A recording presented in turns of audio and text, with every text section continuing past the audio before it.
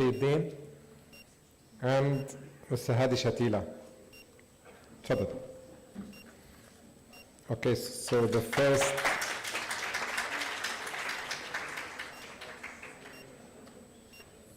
presentation presented entitled Investigating the Propagation and Impact of Fake News in Twitter, X, Facebook and WhatsApp during the October 2019 uprising in Lebanon. It will be delivered by Mr. Hadi Faratkar via Zoom, and he prepared his research in France. Now he's working as a journalist at Your News and at Al Arabi TV. Let us join Mr. Hadi via Zoom. So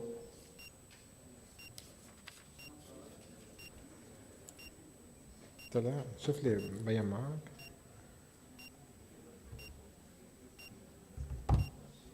هيا he's connected. Admit. Make him admin. Hadi Faratkar as a host.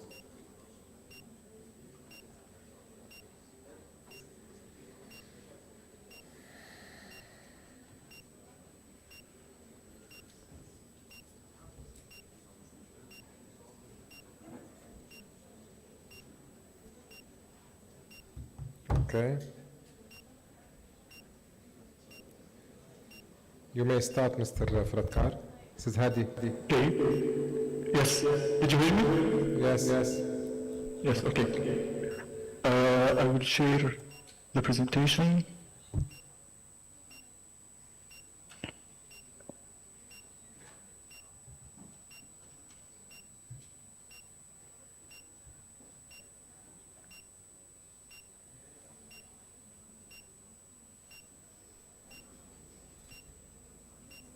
Okay. I can start? Yes, you may. Okay. Good afternoon. So today I will present part of the research we are working on that investigate the propagation and impact of fake news on Twitter, Facebook and WhatsApp during the October 2019 uprising in Lebanon. First, I will present a number of previous studies in this field. The first one was published in Harvard Kennedy School in 2022. This study examined 35 misleading WhatsApp voice notes collected between October 2019 and October 2020. And the study documents how audio misinformation on Lebanese WhatsApp follows a consistent structure through the manipulation of interpersonal relationships and the inclusion of calls to action. The second study is a scientific article published in the University of London. This article placed the fake news that spread during the Lebanese uprising in the context of the political events that Lebanon experienced during that period. This article explains the connection between the spread of fake news and the political atmosphere in the country. The third study was issued by UNDP, and it links the spread of fake news to social stability in the country. This study addressed the spread of fake news on social media like WhatsApp during certain events like the Lebanese uprising. Returning to our study, we can summarize the importance of this research as follows. First, the flow of information on social media platforms makes it necessary to shed light on the problem of fake news, bringing the ongoing question to the forefront. What is more important, speed or the accuracy? Second, raising awareness about transmitted messages on WhatsApp, for example, will contribute to blocking the flow of fake news by understanding the consequences associated with this type of news. Third, developing an understanding to assess artificial intelligence programs to combat this type of news. So why did we choose this subject? Choosing an event like the protests in Lebanon in October 2019 was due to the intensity of the news circulating on social media platforms and its ability at that time to inflame the streets and increase tension in society. We conducted a study to see the dissemination of news on social media platforms, focusing on Twitter, Facebook, and WhatsApp over 30-day period starting 22 October 2019. This marked the day when the former Prime Minister Saad Hariri introduced his reform plan, leading to a political division in the Lebanese communities. We monitored news circulated on WhatsApp within the groups titled Lebanon Uprising, Lebanon Yantafad, and Road Closure, Sakr Tariq. On Twitter and Facebook, we tracked the news published under the hashtag Lebanon Uprising, Lebanon Yantafad. We monitored the published news and distinguished between factual and fake news by verifying their occurrence. We found out that fake news shared common traits. Some news was falsely attributed to a specific media organization, and it was easy to access the existing source to see if it had indeed been published by that media. Second, errors in the formulation of the news.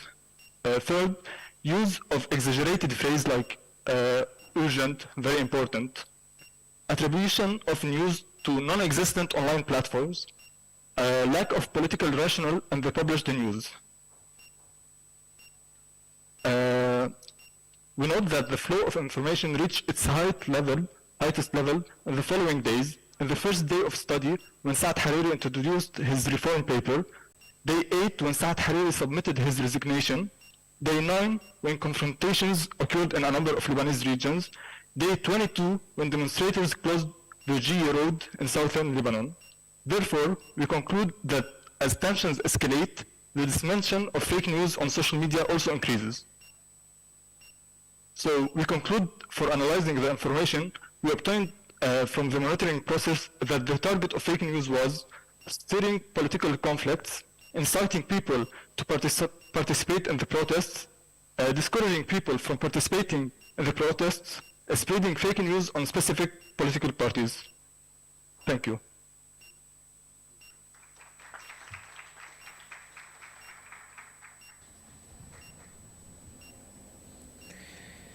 Thank you, Mr. Hadi. The second presentation, History of Media Imperialism from the Telegraph to AI. It will be delivered by Dr. Gretchen King, Assistant Professor of Communication and Multimedia Journalism at the Lebanese American University in Beirut. The research is prepared with Dana Abbas, who is a research apprentice. Let us join Dr. Gretchen King. Thank you. So I have to apologize. Dana is not here because Google Maps is working against us. You're probably familiar. She will be here shortly. So if it is allowed to pass the microphone to our third presenter, then hopefully by the time he's finished, then Dana will be here and we can present our research. So it's okay? Thank you so much. I appreciate it. Thank you.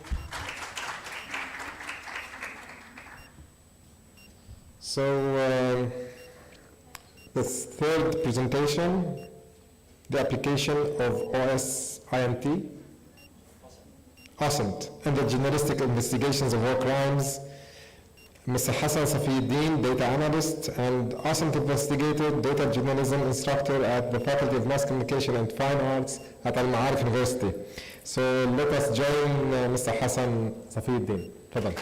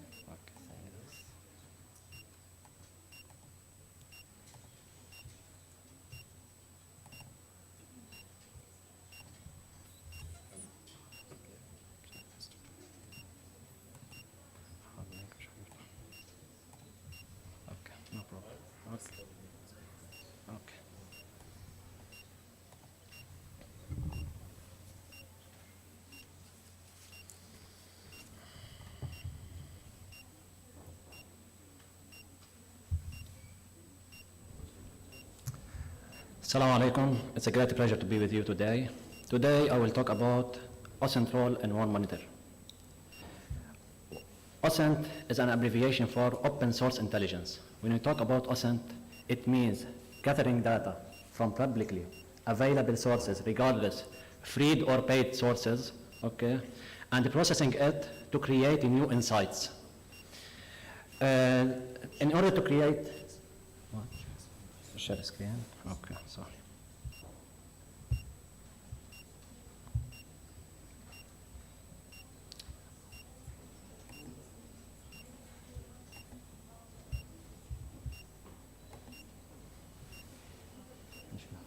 Okay. In order to create a new insight, we have two ways from publicly available information. The first way, deeply processing information and deeply processing the information in order to create a new window of information opportunity, okay? This is the first way. In this way, we have to, it's time exhausted, we need to go to the detail, to be detailed, so much detail. And in this way, sometimes we need high technical skills. The other way is looking by a new eyeglasses to data sources, by a new perspective, thinking out of the box to use some data sources. Why war? Why OSINT is applied in war? In war, the need of information increases, and the value of the information increases, regardless for public and for decision makers. Now, in this presentation, I will talk about the OSINT application in Gaza, in Ukrainian war, and in Gaza now, IOF war against Gaza in this presentation. Okay, let's start first by this tweet. Okay. Okay. Let me do something. Okay. This tweet was one of the most popular tweets in the Ukrainian war. It's from Dr. Jeffrey Lewis, who is a university teacher in Melbourne University in California. In this tweet, he can announce the start of the invasion of the Ukraine in February, if you see here, February 24, 3:26 a.m. The official announcement by Russian government was at 6 a.m. How can he do this? The story of this tweet was, before a day, in February 23, they detect military vehicles in this area, okay, on the border of Ukrainian border.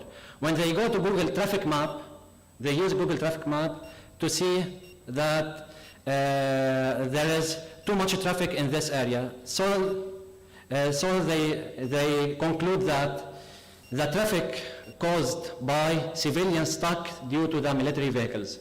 When the traffic start going toward the Ukrainian border, he concludes that the invasion start, okay? This was an example of using Google traffic in an unfamiliar way, okay? This is one example. Second, this image. Also, they use Google Traffic Map to monitor internal immigration. From Kiev, you can see here, this image is in the 24 February 2022, the first day of war on Ukraine. Oh, sorry. هلا هون بالشارع.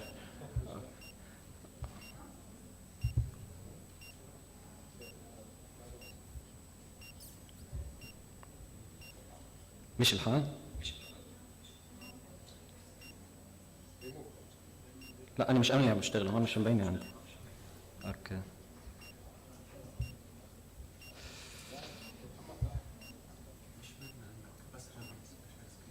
مش من عندي؟ عملت شير سكرين هلا.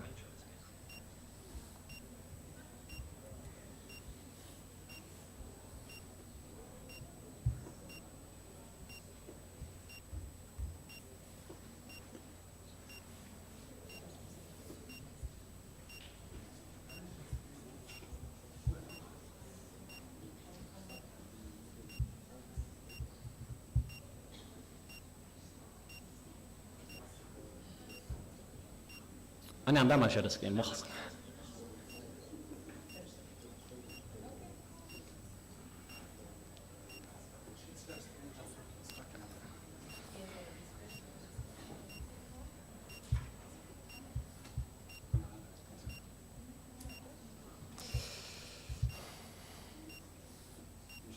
مش الحال.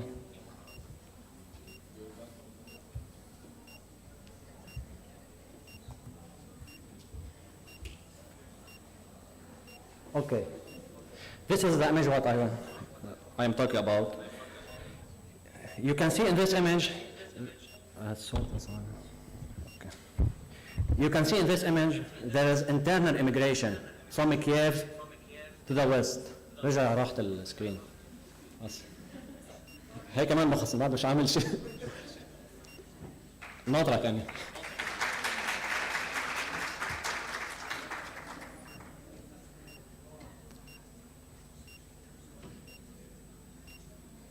لا لكن انا الصوره عندي اساسيه، بدي اياهم يشوفوا الصوره عفوا، فضروري تكون مبينه عندهم.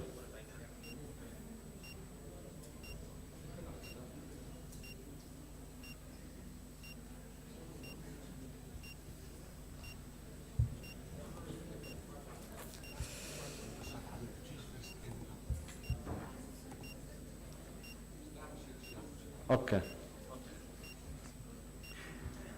In this image, you can see that internal immigration toward the west, from Kiev toward the west, toward Belarus and Poland.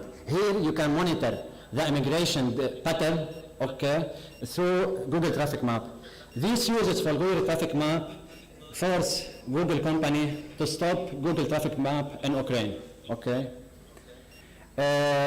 Now I will go to another level in OSINT application. It's geolocating application. When we talk about Ukrainian war, it's the most archived war in history. Okay, in Ukrainian war, we found this company, Center for Information Resilience. This company create the largest archive for the Ukrainian war. Every point in this map. الصوت عادي اسمعوا ضلني اسمعوا انا من اللابتوب كيف يعني لانه صرت اوكي مش الحال. طيب every point in this map represent an event. Okay, this every point where is OSINT here?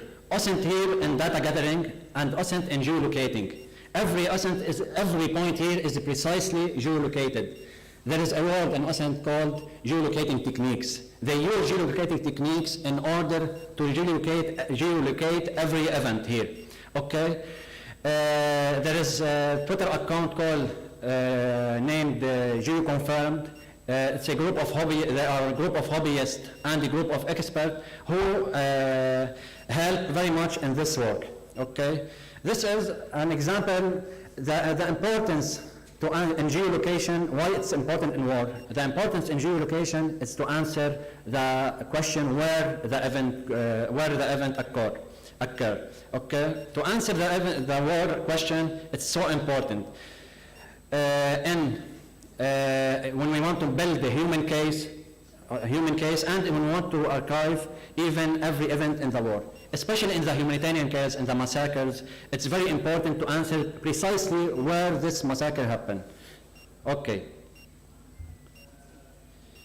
Here I will go to the Gaza and the application of OSINT in Gaza. One of the major application of OSINT is using satellite image. The use of satellite image in journalists is flourishing now. And now it's one of the important resources that newsroom depends on in order to produce news. Okay, here an example by New York Times where it geolocate the fortification and armored vehicles in December 3 in Deir al-Balah, Gaza.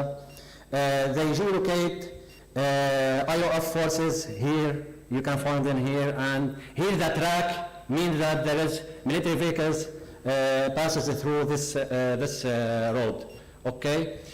The value of this, what is the insight? Okay, it's technically very good. What is the insight you can? Here you can fact check. It's one of the fact check techniques. When the IOF said that we reach this place, we invaded this place, it's one of the fact check techniques that you can depend on. Also the control map between the military parties. Previously, in order to draw, and anyone work in war monitor, in order to draw control map, you need the announcement, the official, you depend on the official announcement of the battle parties, war parties. Here, you don't depend only on the official announcement, you depend on satellite to fact check this announcement. Third, now I will go to another level. This level is related to the automation.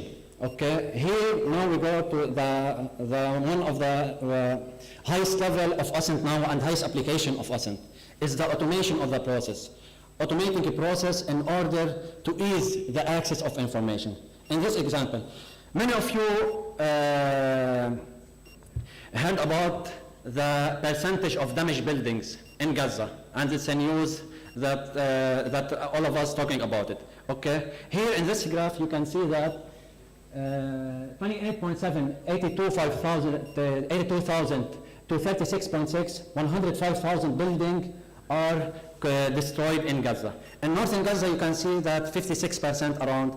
In Gaza City you can see 40,000 buildings. In Dar al-Balah you can see around 9,000 buildings. In Khan Yunis you can see around 12,000 buildings. And in Rafah you can see around 5,000 buildings. All of this depends on a technique.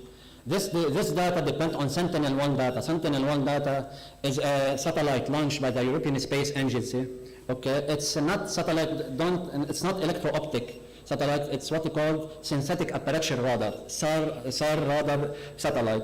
Okay, they process it, analyze it. In order to process this data, it's this word called urban damage assessment. Okay, if you want to search about it, it's called urban damage assessment using SAR data, using SAR satellite. In order to process and analyze this data, there is a very long process. You should use GIS software, you should use a Snap software. It's a long process. Company called, here we'll go to the link, company called Bellingcat, which is one of the, now I will share the link, okay, which is one of the most, now I will share it, okay.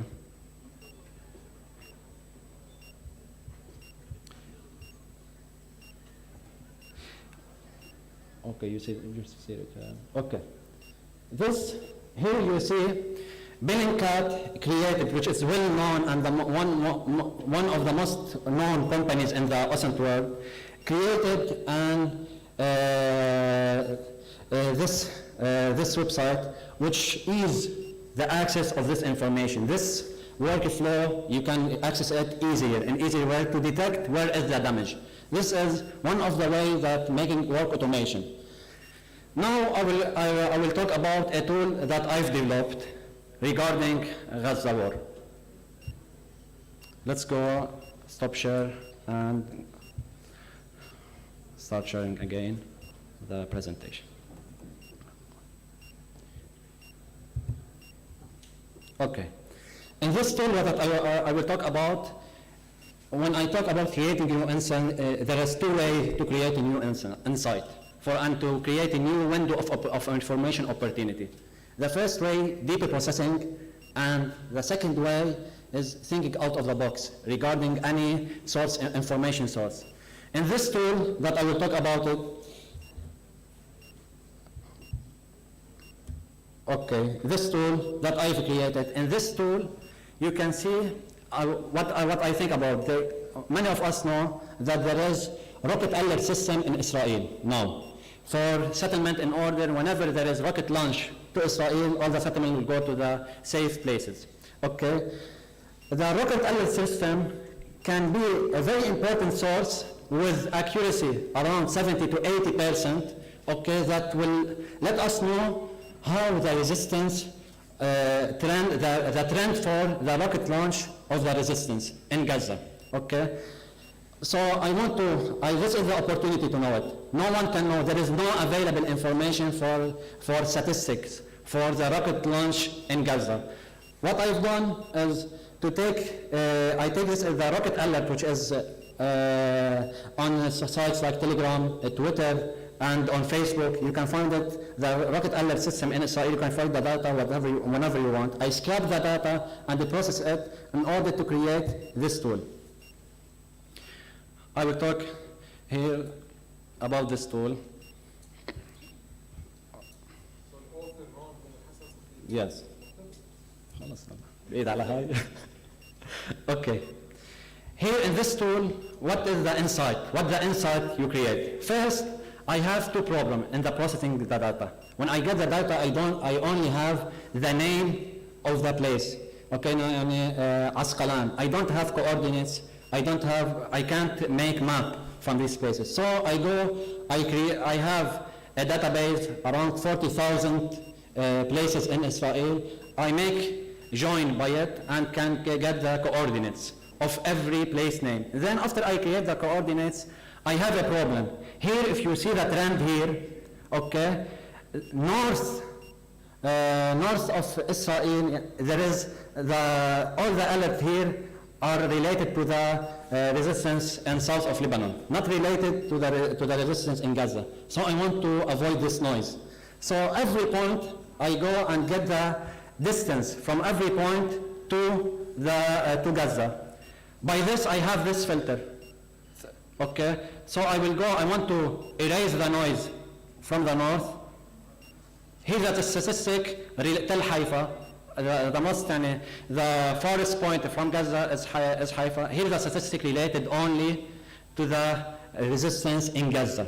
Okay. Here you can see on 7 October, in a brief I will talk about it. In 7 October you can see the alert, there is alert around 4,500 alert. Okay.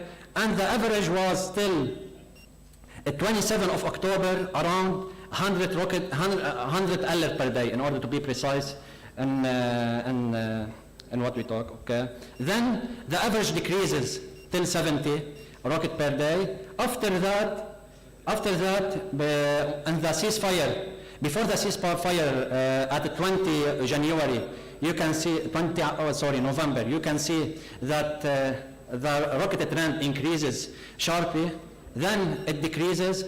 At the day when the ceasefire stop, okay, there is ceasefire between approximately 24th of November till 1st of December,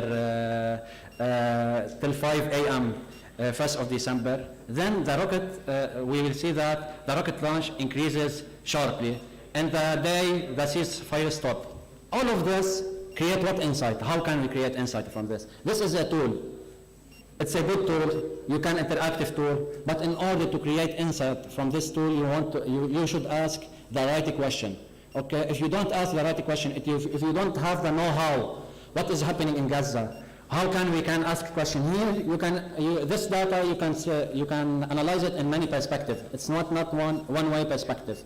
Okay, I will not go deep. How can we analyze this data? It's just the idea I want to present it for you. Finally, a call to media organization for the need to transfer from information-based institute to knowledge-based institute.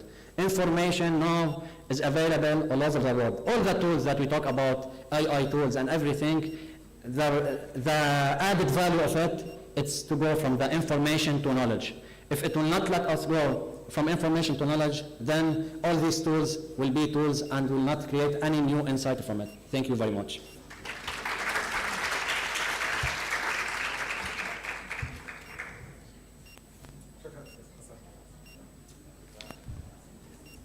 So that's why we have the slogan of mastering knowledge here at Al-Ma'arif University. Thank you, Mr. Hassan Safiuddin. عن جد, it was very interesting. يعني we have to applaud. شكرا. So again, history of media imperialism from the telegraph to AI. It will be delivered by Dr. Gretchen King, who is an assistant professor of communication and multimedia journalism at the Lebanese American University in Beirut. Dr. King prepared her research with Mrs. Dana Abbas, who is a research apprentice. So let us join Dana or Dr. Gretchen. Okay, thank you.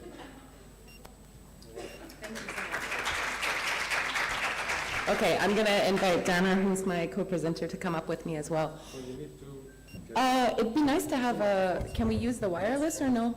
The wireless? Okay. So maybe the wireless can be brought up?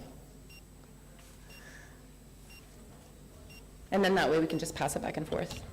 wireless microphone? Yeah, yeah. Okay. Yeah, it's coming. Hon. Oh, is it here? Okay, perfect. Hello, hello. Testing. It's okay? All right. And I can move around? I don't need to stay here? Okay, perfect. So first of all, I want to thank you for welcoming LAU people to Ma'arif. I hope it's not my last time. It's my first time. It's Dana's first time. And I really appreciate the emphasis on learning and knowledge and not capitalism, which tends to happen at American universities. And so I'm also very happy to present about my work on media imperialism, and specifically this research that Dana and I are part of. Wow, there are so many things open on this computer. And that research is coming to you from, I've got it, I can do two things at once. So this research is coming to you straight from, oh, I need to share something, yeah? Sorry. Okay, no worries, no worries, no worries. It's okay. From Zoom.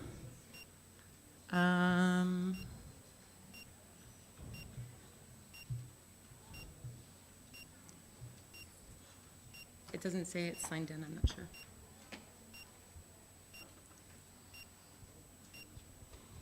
So yes, the research that we're going to be presenting is from a course that I teach at LAU, Lebanese American University, called Media and Palestine.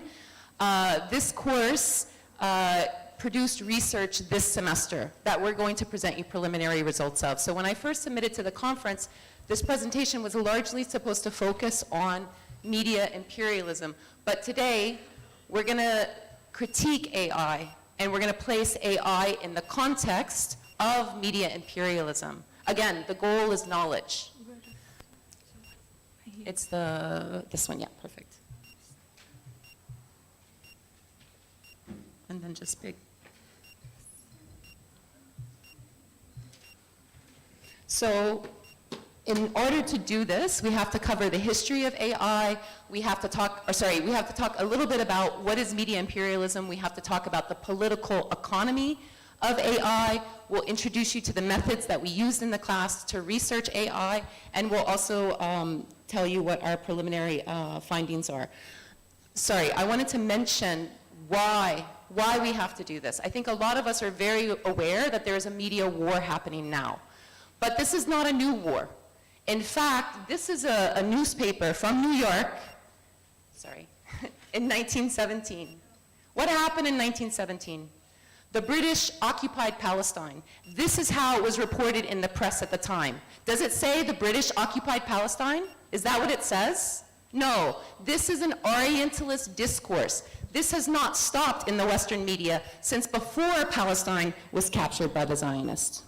So what is media imperialism? This theory comes out of media studies. It was first introduced in the 1960s to think about how empires absolutely rely on technology to expand and conquer territory. But guess what? Media is also used to resist imperialism, which scholars of media studies also talk about through the theories of media imperialism. So it can be used to assist imperialism, but media can also be used as a tool to resist. So this is a timeline I like to present, and like I said, if I have an opportunity to spend more time talking about media imperialism, we can go into details here. But again, I can only give you the highlights because of the time constraints. This book, Tools of Empire, if you're an engineer, if you're building platforms, this is great. Tools of Empire. This goes back to the telegraph. Does anybody remember the telegraph? Dots and dashes, SOS. This is before there were microphones. And this is the way the British were able to establish an empire, was in part because they sunk cables at the bottoms of the ocean and connected their colonies to their island in the north. And so they were able to expand the reach of their empire in part through the telegraph. And it wasn't just the British. The Ottomans used it too. They used the telegraph as a tool of modern warfare. In addition to that, in 1917, we're going to come back to this year again, in 1917, Woodrow Wilson created a propaganda committee in the White House to sell the war, the First World War. And this propaganda committee made this poster. Does anybody recognize that guy? Yeah, Uncle Sam. That's a 100-year-old effective propaganda. If you still see this image and know who it is, that is effective propaganda. This is 100 years old. In the 1930s, radio was set up in this region, not by people here, but by the British and the French. And they used that radio as part of their settler colonial projects in the region. When the British occupied and they experienced violence from the indigenous people who were resisting that occupation, they set up this radio station to try to colonize the minds of the indigenous population. This is actually pictures of the radio station on the hillsides of Ramallah that the British set up. So, of course, these are just some examples of the ways in which technology has been used to expand empire. I also have examples from the 1970s and 80s, whenever the non-aligned movement, and specifically work that was done at UNESCO, was trying to resist how states and transnational corporations were dominating the media sphere. And what you see here underneath 1970s and 80s is that expansion through television broadcasting, how Western companies were absolutely dominating the amount of hours broadcast globally in television. Now, if you go to the next image from the 21st century, then you can see social media. And those big squares are over 2 million users on those platforms. And yeah, Facebook, WhatsApp, Insta, all of them, over 2 billion users each. So is there any difference between Western corporate domination of our communication system from the 70s until today, or is it still Western dominated? It's still Western dominated. And AI is largely Western technology. We have to put it in this context. But we also have to remember there have been all sorts of ways that people have resisted media imperialism, and that includes the Zapatistas, who I have here in 1994, who conducted the first, what's called first social net war. Before there was even social media, people used the internet to resist empire. So before I pass it to Dana to explain a little bit more about the political economy of AI, I just want to quote Edward Said, because he reminds us in one of his last works called Blaming the Victims, when he's looking at Western media on Palestine, he reminds us that the Western mind was occupied by the Zionists before they occupied the land. Again, the Western mind was occupied by the Zionists before they occupied the land. So part of liberating the land is liberating the mind. He has a whole book on culture and imperialism if you want to read more about that. So we'll turn it more to AI. Okay, so to bring it back to the military-industrial communication complex, essentially this concept wants to explore the intertwined relationship between media and the military. So it's trying to describe how imperialistic legacies from empires that no longer exist due to colonialism can still be carried on through technological advancements. Oh, okay. So the rise of the military-industrial communication complex in Palestine begins with the British occupation. They started creating media infrastructures and collecting data on the everyday lives of Palestinians to basically survey their land, population counts, tax counts, who owned what weapons. And when the Zionist state was established soon after, they would inherit all this information. Excuse me.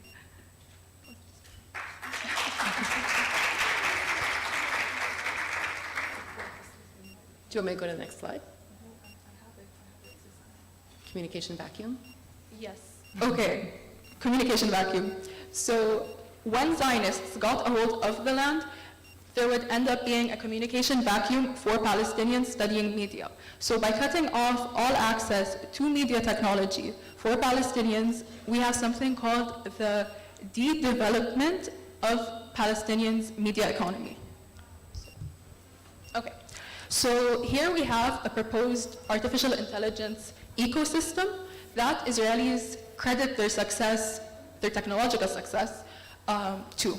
They claim it's their inherent genius when there's a science to it. So let's start with Israeli academia. people who enter university in Israel end up not only being very well connected to the West, having enough opportunities to go abroad and spread Zionist ideology through there, but also have subsidized program research all on AI, which in turn develops surveillance technology. So going back to the security technology industry, we find that the corporations really benefit from academia. So not only do they benefit from the production of research which advances their products, but we also have that Israeli academics are particularly good at creating these products and fast.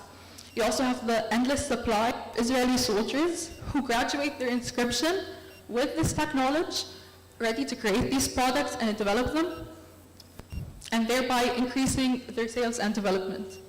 You also have the IOF, who not only their graduates get to benefit from the security technology industry by their advanced knowledge, but also get to graduate with accelerated degrees because of all the knowledge they've amassed. Next. Okay. So to really situate this research and understand why it's so important, you need to understand the concept of political economy. And very briefly, it's just we're trying to understand who gets what resources and why, but we're trying to outline social, political, and historical inequalities. So when AI is led by a Zionist entity globally, and you have Arabs trying to compensate for their lack of innovation, and therefore start investing in global AI, you have Arab states intentionally or unintentionally investing in a Zionist entity leading AI development in the Arab world. By investing in the settler states' AI ecosystem, we're essentially paying for its longevity. And we also have the Zionist entity deciding how the development of AI in the Arab world is going to look like. Next slide, please. Okay. So this is also reflected when we're trying to look at the political economy of communication through the lens of AI. So we find that there's a lot of anti-Palestinian media bias in both of these fields for different reasons. In the Arab world, when we're looking at the lens of generative artificial intelligence, there's not enough information out there for AI to produce content that reflects, for example, Arab opinions. We have found that that's particularly linked to the Arab region not having enough time and space to develop these resources, mostly linked to social and historical reasons. While Arabs were at war, Europeans had time and space to develop these things. And so it's kind of caused a digital divide in terms of language. So when it comes to Western media, there's lots and lots of scholarship that talks about how anti-Palestinian media bias is present in all its forms, in prejudiced language, in Orientalist discourse, in Israeli-centered frameworks, which ends up producing Nakba denial and the erasure of refugees. By doing so, of course, this is going to carry through online, and it's going to end up with algorithms studying this information and thereby creating content that reflects that. And this is an example of some of that content. How many of you have seen this cats wearing keffiyehs in the Old City? Anybody? So this is a Palestinian artist using everybody's favorite generative AI imaging tool. And she asked it to give her pictures of cats wearing keffiyehs in the Old City. We have cats, we have pictures of the Old City, but we do not have keffiyehs. This is sort of the very public available one-off experience that is out there with AI. Palestinians trying to use ChatGPT to ask questions about the Nakba, or Kawas asking for this image tool to generate an image. These are one-off experiences. We wanted to systematically analyze ChatGPT content. So we asked two research questions. One, how are generative AI platforms biased towards Palestinians? But also, how does prompting it in English versus Arabic produce a difference in that bias? Now we know, sorry, that's my timer, and we'll try to wrap it up fast. ChatGPT has biases, we know that. This is why journalists are still needed in newsrooms. Somebody has to fact check the AI. But the biases are Western biases. And don't forget that the models don't have knowledge of world events really after 2021. So we use this to form our questions. We recognize that there's limits, and we use the tips from ChatGPT on how to prompt ChatGPT. So we had 17 undergraduate research students, 17 undergraduate research students enrolled in media in Palestine, and the course used research-based teaching. So I gave the students an assignment to code ChatGPT. So that's what they did, and that's why we have a research article now. Dana's been working on the validation of that data, and today we're going to present you the preliminary results from 17 questions prepared by students using the framework to analyze. So these were the kind of tips that we gave the students, how to write instructions that specify the kind of details and also ask for evidence and fact-based information. Again, ChatGPT can just make things up, so you have to prompt it and using AI literacy. These are some of the samples of the questions. You can see the red text of the questions creates a systematic prompt mechanism. So each question had these kinds of instructions about 500 words, use facts, use expert level writing.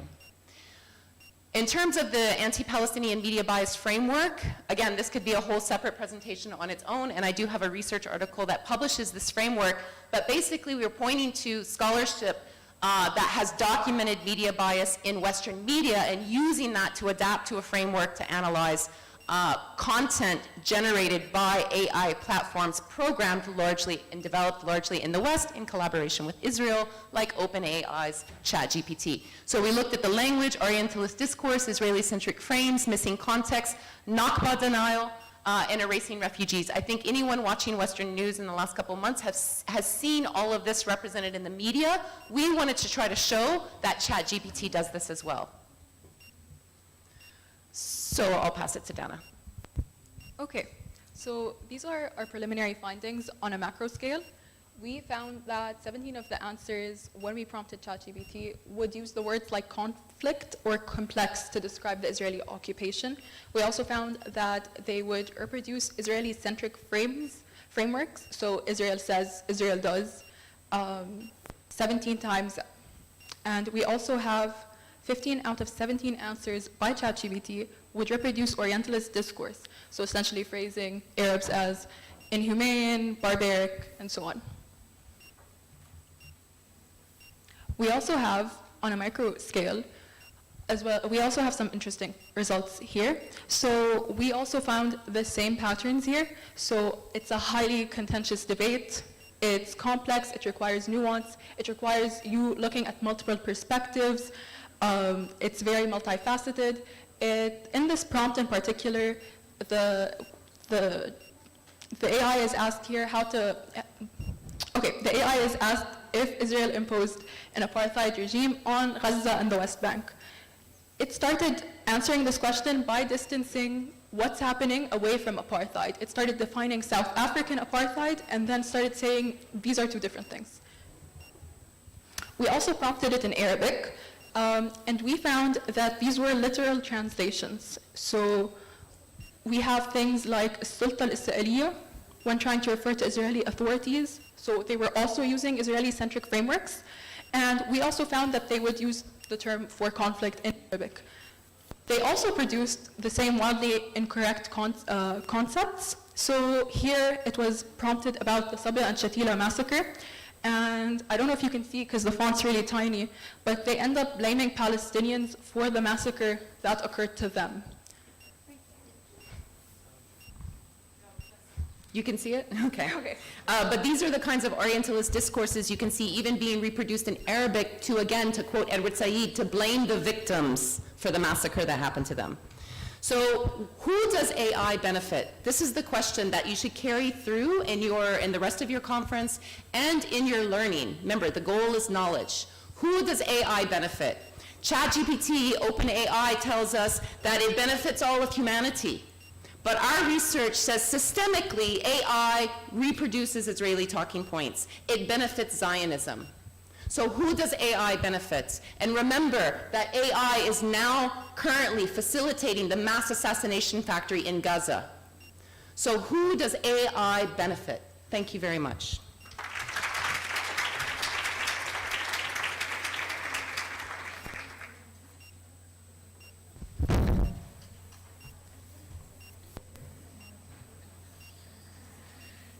Okay, the fourth presentation. Steering away from fraud in the AI age, tools and techniques to stay real and true. Delivered by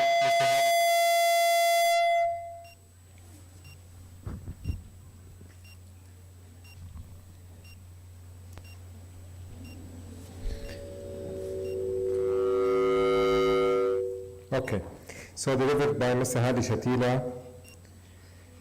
Mr. Hadi is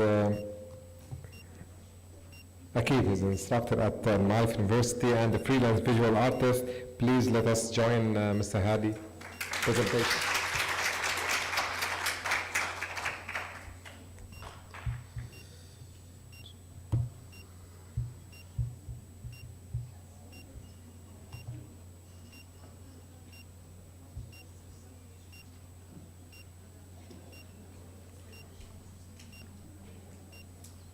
Hello all. I know everybody's tired. Bear with me for a couple of minutes and we'll be on our way. Okay, when I submitted this, I was at first fascinated by what AI can create. I was part of OpenAI's artist support program. I was enrolled in it last year, and I had to test DALL-E 2, the text-to-image generator, and I was very impressed with what it could do. As a designer, I saw the threats it holds, but I saw many positive things to it as well. One of the threats that I saw was the possibility of its use to fake things, especially images, images for articles, newsworthy images, etc. What we need to understand first and foremost is that due to the... It's not shared? Okay. Okay. Okay. First and foremost, we're going to start with basically to understand where AI is at the moment. I'm very sure that most of you have used AI generative models for text purposes, for images, maybe video, even sound. Okay. First of all, we all know that AI has started to give results which are blurring the line between what is real and what is not, what is factual and what is created. That's one of the main red flags. It also can be used to create fake news. It can be used to like, for example, incriminate people or cause some PR distress, as well as cause scandalous things, give disinformation and, like, for example, focus on something which isn't there, etc. So it's important to put in place some rules to govern this thing, to understand, to find an easy way to validate if something is true or not, to know if an image is tampered with or not, etc. Of course, there are many systems out there that can help with that. And many more on the way. I will be discovering these things within this presentation with you. I don't know if many of you have seen these images before. I think most of you have have witnessed these or seen these online. For example, when Trump was taken into custody, somebody deepfaked a lot of images using AI. This is one of them. Also, there was this image which was used to sound an event that the Pentagon was bombed, or a bombing happened near the Pentagon, as well as fake events that happened throughout the world, in Russia, and the Middle East, etc. Many images were created to give a false sense of authenticity using AI. Okay, so tools and techniques for combating fraud. AI-powered fact-checking is one of the basic things that we can use, like fighting AI with AI, because what better than AI to test if the thing was made with AI or not? So we have a lot of fact-checking labs that are playing an important role in identifying misinformation. Basically, we can start with natural language processing. The text of a certain article is stressed through AI. While this text is analyzed, it can be discerned if it's created by a human being or by a machine, or if this text by itself is tampered with or has something changed with the style, with the grammar structure, etc. We have machine learning, which can be given a lot of real material which is created by human beings, which is sensibly factual. Based on that, it can discern whichever works as unfactual, as well as computer vision if it needs to analyze certain images, etc. These are one of the preliminary ways to do it, as well as there are services. Of course, if anybody needs to know more about these in detail, there are many articles out there. I will mention a few. Automated fact-checking as a survey, the role of artificial intelligence in combating misinformation, and AI-powered fact-checking, trends and challenges. These are some of the articles that I took a quick read in. Okay, some of the tools out there, we have Claimbuster. This is a web-based tool. It allows users to check the veracity of their own texts in gathering research results similar to their written claim, along with determinations of those statements' relative truth or falsity. Okay, so that's one of the tools.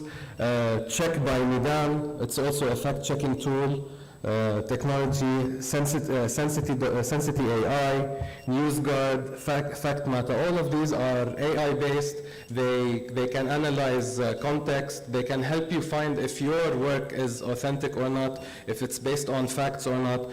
It can analyze multiple things, as well as, for example, if you want to discern a certain article, an image of an article, if it's new or not. There is a very simple tool in Google, for example, where you can click on when you do the image search, you can click on the three buttons above the image and check the About This Image option. Once you do that, it will give you wherever Google has scrolled and found this image to have started from.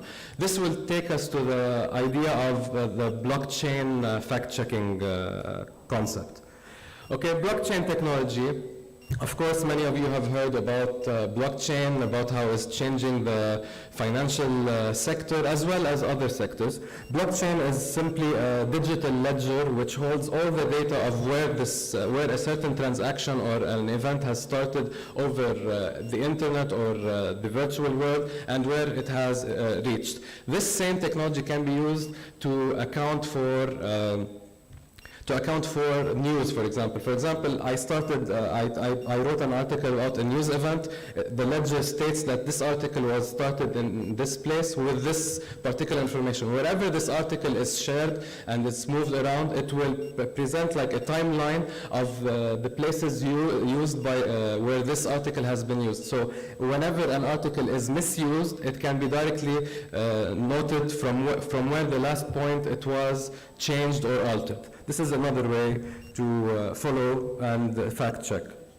Okay, so blockchain technology has the potential to establish news trustworthiness by providing a tamper-proof record of content creation.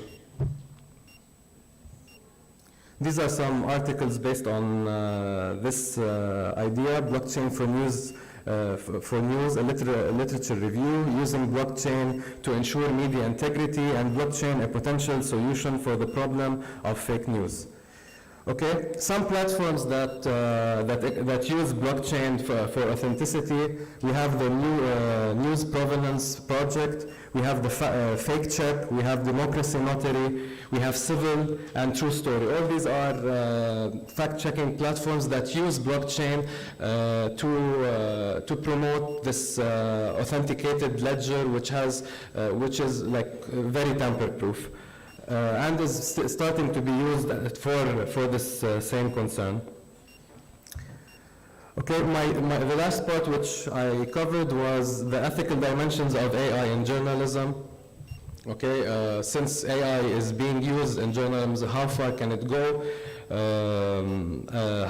The questions that should be asked, what guidelines should be set, and also some of the main parts that journalists should be aware that AI has bias, just as Dr. Gretchen was saying, it has bias, and this should be mainly part of why they should double check, they should reiterate what their findings come up with. Okay, first of all, we have the part which is about AI-driven sentiment. Sorry. How does AI-driven sentiment analysis gauge authenticity?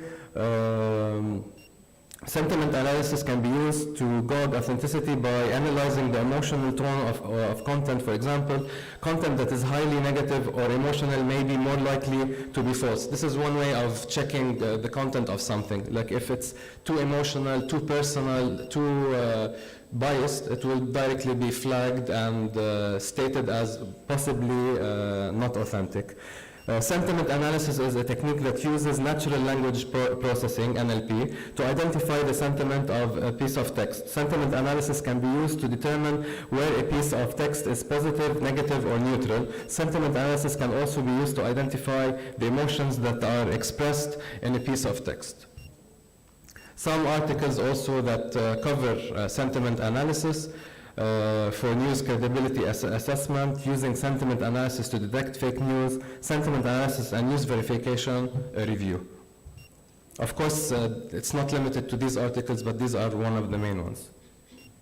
The use of journalism, AI in journalism, raises important ethical questions, such as the potential for bias and the impact on human jobs. It is important to establish ethical guidelines for the use of AI in journalism. Okay, the potential of bias, I already talked about that. Impact on human jobs, since the start of the use of AI, a lot of people who started fearing the loss of their jobs, as well as actually people losing their jobs for AI. For example, if we can check on this graph, wave one, the early 2020s, we have like around 5% of women losing their jobs. In general, women and men around 3 to 4%, and men around 3%. The second wave, later in the 2020s, it jumped to the 20 to 25% mark, and the third wave is like the mid-2030s, which is like a projection. It will go above 30 to 35%. And more men will start losing their jobs by then, because AI will be taking a more male-centric jobs, which at the moment it can do. Okay, it is important to plan for the impact of AI on the journalism industry and to develop strategies to support journalists who are displaced by automation. This could include providing retraining opportunities and helping journalists to develop new skills that are in demand. In brief, what people should be working on is providing a better way for journalists to become better at what they do, so that they give the more humanistic approach and a more effective approach with what they do. Okay, some of the ethical guidelines that I suggest are having transparency. AI algorithms should be transparent, and journalists should be able to understand how they work. Accountability, journalists should be accountable for the content that is generated using AI. Fairness, AI algorithms should be fair and should not discriminate against any group of people. Human oversight, AI should not be used to make decisions that have a significant impact on people's lives without human oversight or human intervention.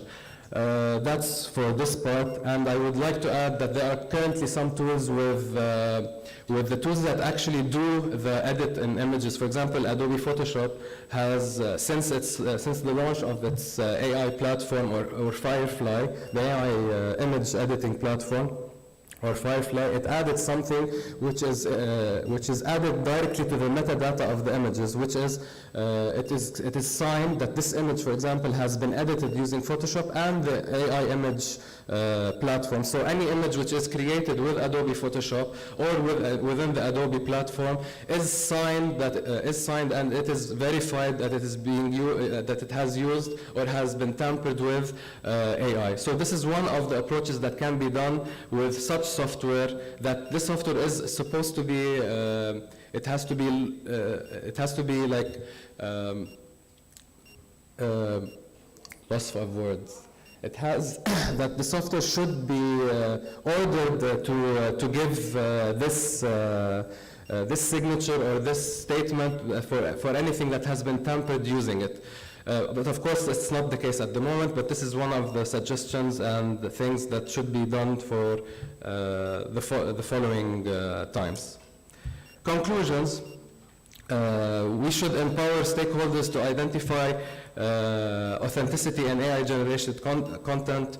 Stakeholders can make informed decisions about the content they consume and share. Like, they should be able to directly know if this content is modified or not. Addressing authenticity and truthfulness is a critical challenge in the AI age because, as I said at the beginning, because the lines are blurring. For example, I can give an example. Last year, I was part of two, I will not state the name, of two competitions which I participated in with AI-generated content. I won both competitions, and I had to refuse the award just for the sake of testing AI. I refused the award. I didn't take any credit for it, but I just wanted to tell them that they are not ready for what is to come. Okay?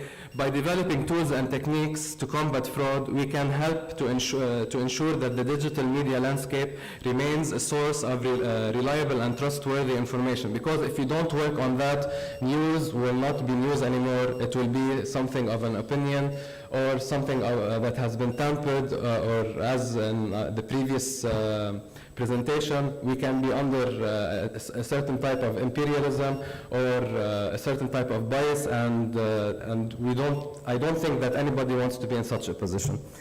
Thank you very much.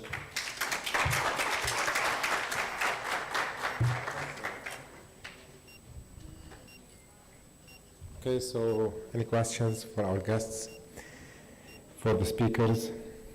أسئلة. This is Hassan. List of tools اللي طرحهم. This is Hadi, Dana, and Dr. Gretchen. Okay, great. So سؤال, microphone. So one question. Okay, وناخد break of 12 minutes. Okay, يلا تفضل.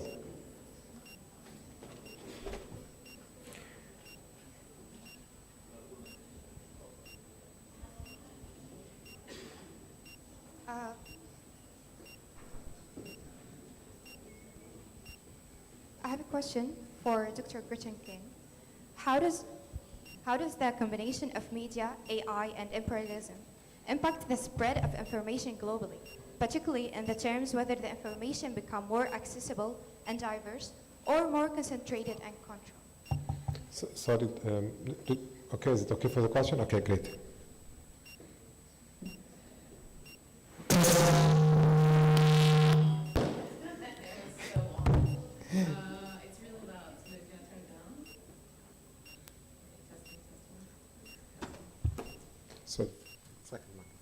Testing, okay.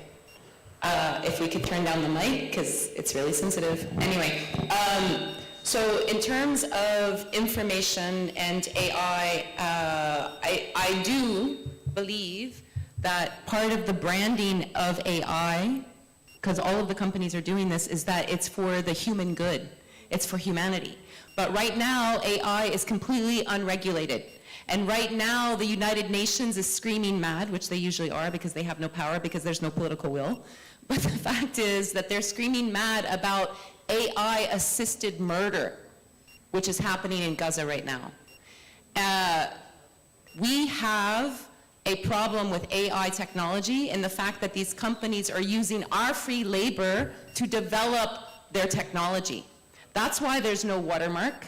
as our colleague was saying, if this AI-generated content would issue a watermark or put produced by ChatGPT, then imagine how less of a headache professors would have right now grading assignments, right? But that watermark is also an issue because we have many other platforms that do that. If you edit in, what is it, CapCut, right? FPTV volunteers in the room, CapCut, it puts a watermark. So why is it that we have some corporations putting watermarks, but AI is not? And it is because they want it to be used exactly how it's being used, so that they can dominate the space, and so that they can suck all of your data and information that you're being encouraged to feed it. And no one should ever put your papers or anything, don't upload it to these platforms. My solution is that we should have our own AI platforms, and we can learn from the resistance. Look at the media platforms are they using. Are they on Facebook, WhatsApp, Insta? No, they're using other platforms. And when that platform becomes problematic, they'll use a different one. The point is, you never rely 100% on Western platforms. Otherwise, you will be not only contributing to imperialism, because Facebook, Meta, is one of the most profitable media companies in the world. Do we want to support a company that's supporting Israel?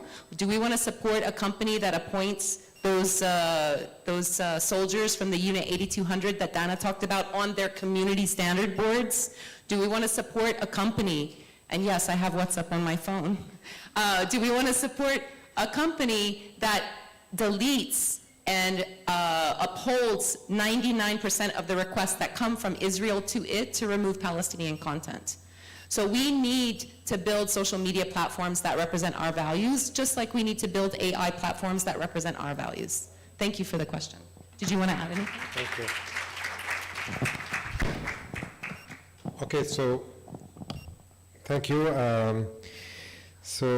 I would like to thank our presenters, Mr. Hadi Fladkar, Dr. Gretchen King, and Ms. Dana Abbas, Mr. Hassan Safiyuddin, and Mr. Hadi Shatila. So we shall have a break of 8 minutes now, and we'll come back with our sixth session of today at 6 p.m. So in 8 minutes. Okay, thank you.